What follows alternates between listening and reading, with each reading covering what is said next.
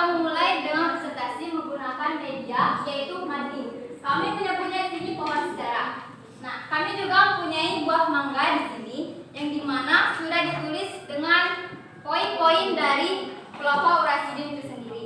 Nanti buah ini akan saya berikan kepada teman-teman saya, dan mereka akan menempelkannya pada pohon ini. Dan di buah ini terdapat yang salah dan juga yang benar. Mereka akan menempelkan yang benar dan meninggalkan yang salah. Seperti contoh, saya ambil di sini Perang Jamal. Perang Jamal ini terjadi pada Pulau Urasidin. Maka saya akan menempelkannya di pohon ini. Ketika saya mendapatkan buah yang salah, maka saya tidak akan menempelkannya pada pohon. Sebegitu pula selanjutnya. Dan saya akan membagikan kepada teman-teman saya, kepada Rasti, ini, Aldi.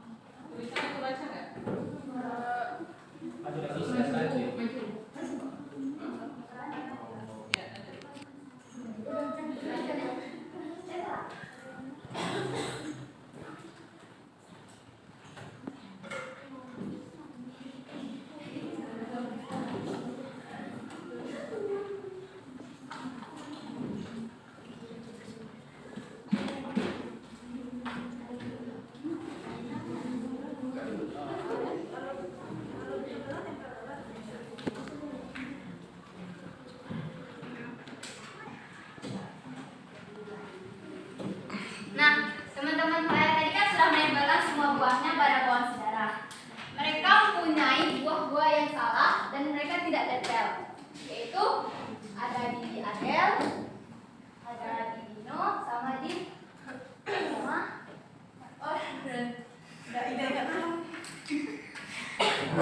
Nah, penjelasannya itu akan dimulai dari Rasti. Oke, baiklah teman-teman, saya akan menjelaskan. Yang pertama adalah Abu Bakar As-Siddiq dan Umar bin Khattab. Abu Bakar As-Siddiq dan Umar bin Khattab menjadi khalifah setelah Rasulullah SAW wafat. Abu Bakar menjadi khalifah pertama selama kurang lebih 2 tahun, yakni dari tahun 632 sampai 634 Masehi, atau tahun ke-11 hingga 13 Hijriah. Sementara itu, Umar menjadi khalifah dari tahun 634 sampai 644 Masehi, atau 13 sampai 23 tahun Hijriah.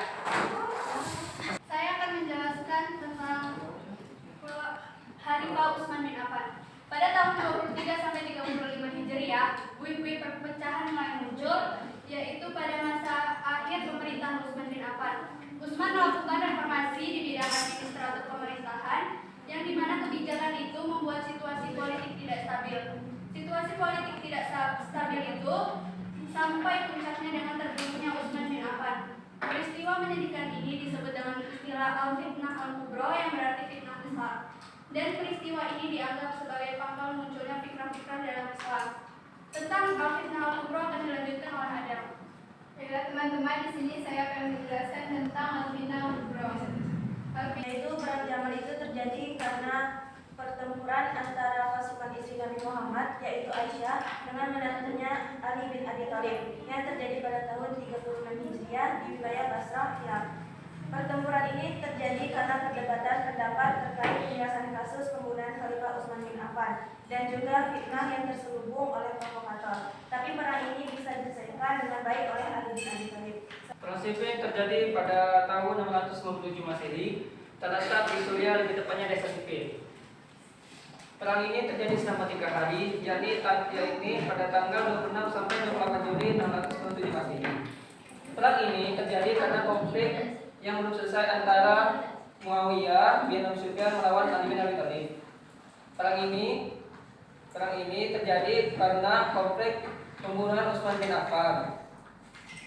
Setelah peperangan ini berlanjut selama 3 hari, peperangan ini akhirnya diakhiri dengan peristiwa tahkim. Istilah Khawarij berasal dari bahasa Arab Khoroja, yaitu berarti keluar, muncul, timbul, atau memberontak. Penganut aliran ini adalah kelompok yang memberontak melawan Ali, Amir al-Mukminin, pada waktu arbitrasi dan berkumpul di Arafah